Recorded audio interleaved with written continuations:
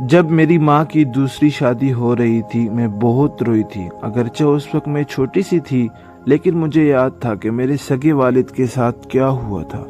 ہوا یوں کہ ایک روز وہ اپنے زمینوں پر گئے تو کسی دشمن نے ان کو گولی مار دی اور وہ موقع پر ختم ہو گئے۔ میری ماں کا راج کٹ گیا اور میں یتیم ہو گئی۔ باپ زندہ ہو تو سبھی اس کی اولاد کی چائے کرتے ہیں، اب خاندان والے چاہ کیا کرتے، وہ مجھے منحوس کہتے۔ 5 برس کی عمر میں زمانے کی ٹھوکروں میں آ گئی۔ سچ ہے یتیم کہ اللہ کے سوا کوئی نہیں ہوتا۔ علی پور میں میرے باپ کی زمینیں تھیں، مگر ان کے بعد ستیلے چچا نے زمین پر قبضہ کر لیا۔ وہ اور ان کے سپوت ہمارے خون کے پیاسے ہو گئے۔ جب ان لوگوں نے جینا دوبر کر دیا تو خالہ نے ماں کی دوسری شادی اپنے دیور اللہ بخش کے ساتھ کرا دی تاکہ گاؤں والے ہم کو سکون سے رہنے دیں۔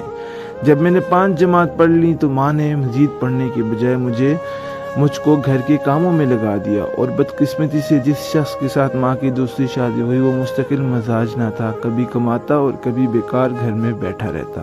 اس طرح گزارا مشکل ہو گیا اور گھر کا سکون بھی مالی پریشانی کا سبب جاتا رہا۔ روز کے فاقوں سے تنگ آ کر ماں مجھے لے کر ماموں کے پاس ان کے گاؤں چلی گئی۔ ان دنوں ان کی دوسری بیٹی جس کا نام صاحب بی بی تھا، ماں پیار سے صحبا بلاتی تھی۔ اسے بخشوں ابا کے پاس ہی چھوڑ دیا کیونکہ یہ میرے ستیلے ابا کی بیٹی تھی۔ ماموں کے گھر ہم کو کسی نے بے سکون نہیں کیا۔ 2 وقت کی روٹی بھی مل جاتی تھی، لیکن صبا بہت یاد آتی تھی۔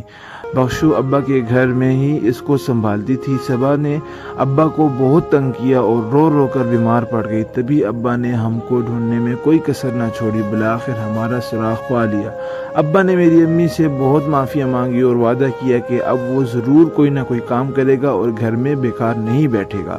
ابا بخشو کوئی کام نہ جانتے تھے، پڑھے لکھے بھی نہ تھے۔ مجبوراً انہوں نے تانگا چلانا شروع کر دیا اور میں ایک تانگے والے کی بیٹی کہلانے لگی۔ حالانکہ میرے حقیقی والد زمیندار تھے اور میری ماں نے ان کے گھر زمینداری کا عیش دیکھا تھا، لیکن اب تو ہمارے برے دن آ چکے تھے۔